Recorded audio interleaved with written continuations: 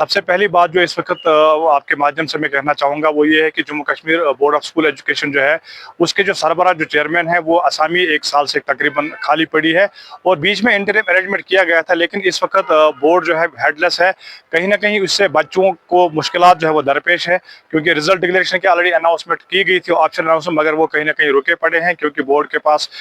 Full time जो है chairman नहीं है। तो आपके माध्यम से हम कहना चाहेंगे कि जब तक full time arrangement board chairman के लिए होगा तो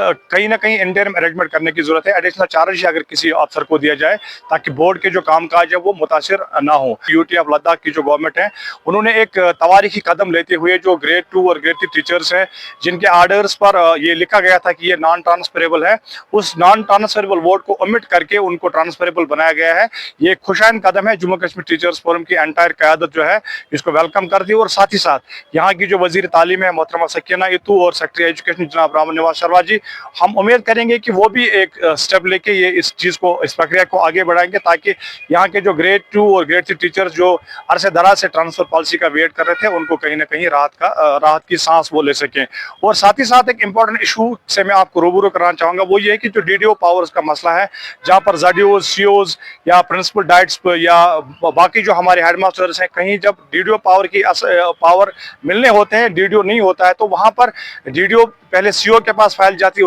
उसके बाद डायरेक्टर्स को, उसके बाद सेक्रेटरीट में जाती है, तो वो तवालत का शिकार हो जाती है। तो एज ए रिजल्ट हमारे जो टीचर्स हैं वो सफ़र करते हैं। इसके माध्यम से हम आपके माध्यम से ये सरकार तक ये बात पहुंचाना चाहते हैं कि डीडीओ पावर जो है प्रिंसिपल लेवल तक जो दोनों डायरेक्टर्स हैं, डायरेक्टर स्कूल एजुकेशन कश्मीर और डीएससी के जम्मू जो है, उनको ही वो प्रिंसिपल लेवल तक अगर ज़डीओ की कहीं असामी खाली है या प्रिंसिपल की हेडमास्टर की है, वो डीडीओ पावर्स का जो असाइनमेंट है वो डायरेक्टर्स को ही दिया जाए। अगर सीओ लेवल का सेक्रेटरीट तक जाएगा तो वो तब तक ठीक है। तो कहीं ना कहीं इससे टीचर्स जो है वो सफ़र करते हैं क्योंकि सैलरीज वक्त पर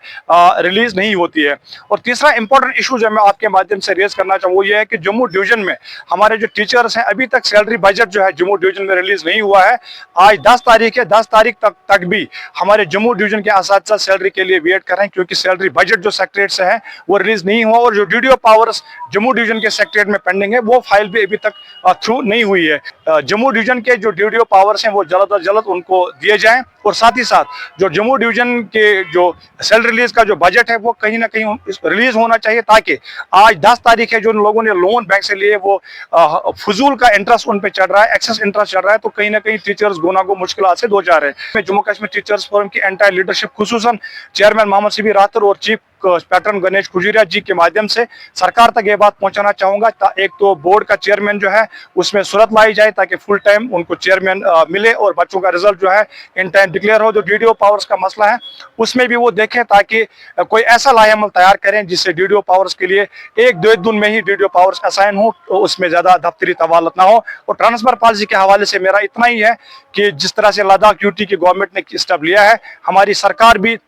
एक स्टेप लेगी ताकि यहाँ कहीं ना कहीं जो हमारे ग्रेड 2 ग्रेड 3 टीचर्स हैं वो अरसे दराज से ट्रांसफर पॉलिसी का वेट कर रहे हैं। स्टैग्नेशन स्कूलों में हुआ है, उससे हमें निजात मिलेगा और एक रेवोल्यूशनरी स्टेप होगा और महकमा तालीम में जो काम काज है उसमें और 4 चांद लगेंगे।